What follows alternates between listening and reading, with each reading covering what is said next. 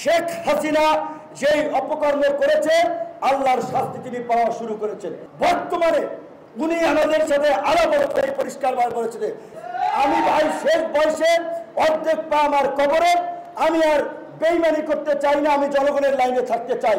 অনেকে বলছে এই যে বিপ্লবী সরকার, প্রথমত এই সরকার কিন্তু অন্তর্বর্তীকালীন সরকার হিসেবেই প্রেসিডেন্টের কাছে শপথ নিয়েছে। এই লেভেলের লোক বাংলাদেশের দ্বিতীয়টা নাই, কাজেই তাকে আমরা সব ধরনের সহযোগিতা করব। কোন নির্বাচনের দাবি দেওয়ার আলাপ আলোচনা অন্তত আগামী 1 মাস হবে না। আমরা তো নির্বাচন যথাসময় হবে।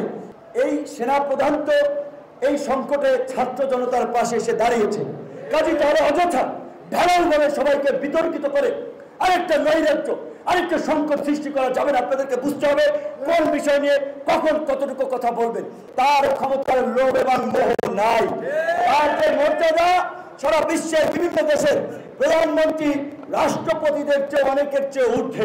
কাজী এই রকমের একজন গ্রহণযোগ্য একটা ওয়ার্ল্ড ওয়াইড কানেক্টেড লোককে ব্যবহার করে আমরা যদি আজকে আমাদের গার্মেন্টসের রপ্তানি ইউরোপ আমেরিকাতে বাড়াতে পারি, কারণ উনি যদি কোনো দেশের ফরেন মিনিস্টার, লেবার মিনিস্টার কিংবা প্রেসিডেন্ট প্রধানমন্ত্রীকে বলে যে ভাই আমার দেশের এই দুর্যোগে আমি দায়িত্ব নিয়েছি, আমার মান সম্মানের প্রশ্ন, তোমরা আমাকে কিছু হেল্প করো, আমার জায়গা থেকে গার্মেন্টসের প্রোডাক্ট কেনো, তারা সবাই কিনবে।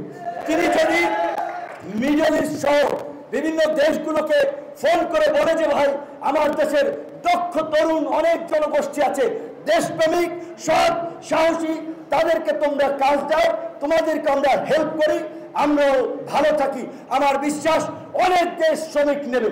কাজী এই রকমের একটা গ্রহণযোগ্য লোক, এই লেভেলের লোক বাংলাদেশের দ্বিতীয়টা নাই, কাজেই তাকে আমরা সব ধরনের সহযোগিতা করব।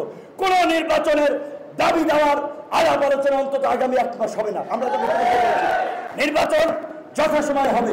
আরেকটা অস্থিরতা আপনারা লক্ষ্য করবেন, বিভিন্নভাবে বিভিন্ন মানুষ বিভ্রান্ত করার চেষ্টা করছে।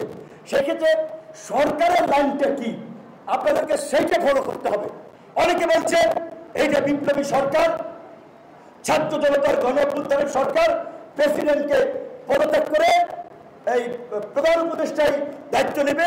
আমরাও অনেকের আলোচনা আসলে কিছুটা আমরাও বিভ্রান্ত অনেক ক্ষেত্রে।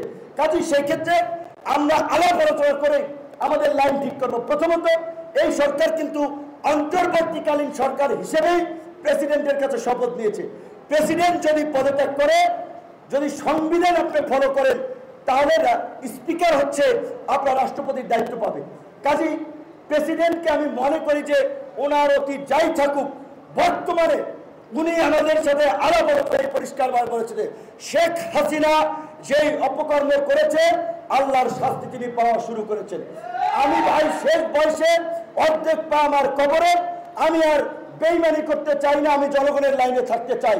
এখন পর্যন্ত আমরা যেটা দেখতে পাচ্ছি, তিনি আমাদের যেভাবে আমরা জনগণ সরকার দাবি দেওয়া করছি, কাজ করছেন, তাহলে তো তাকে নিয়ে বোধহয় আমাদের সরকার সিদ্ধান্ত নেবে, সরকার আমাদেরকে জানাবে, সরকারের সাথে আলাপ আলোচনা করে আমাদের স্ট্যান্ড ঠিক করব।